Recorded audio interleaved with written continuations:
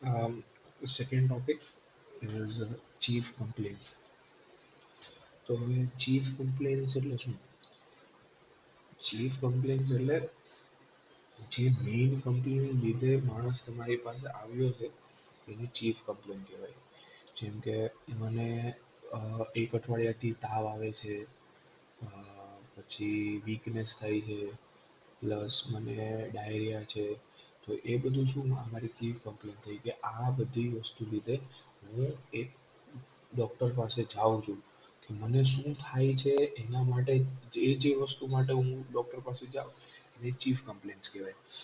તો આપણે chief complain લખશું 1 2 3 જેટલી ચીફ કમ્પ્લેન્ટ્સ હોય એ બધાને લખવાનું અને મોસ્ટ ઇમ્પોર્ટન્ટલી એને ક્રોનોલોજીકલ ઓર્ડરમાં લખવાનું.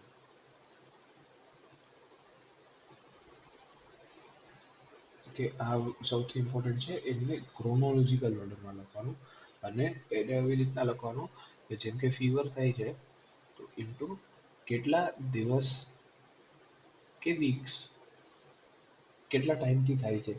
જેમ કે ફોર એક્ઝામ્પલ હું કોઈ હિસ્ટ્રી પ્રેઝન્ટ કરું તો પહેલાં આખું બાયોડેટા લખ્યું, પછી chief complaints, fever from 4 days, weakness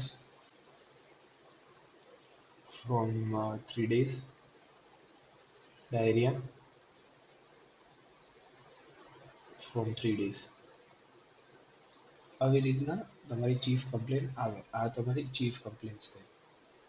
chief complain section સાવ નાનું છે, આટલું જ કરવાનું છે, બટ મોસ્ટ ઇમ્પોર્ટન્ટલી એને આપણે હંમેશા ક્રોનોલોજીકલ ઓર્ડરમાં લખવાનું.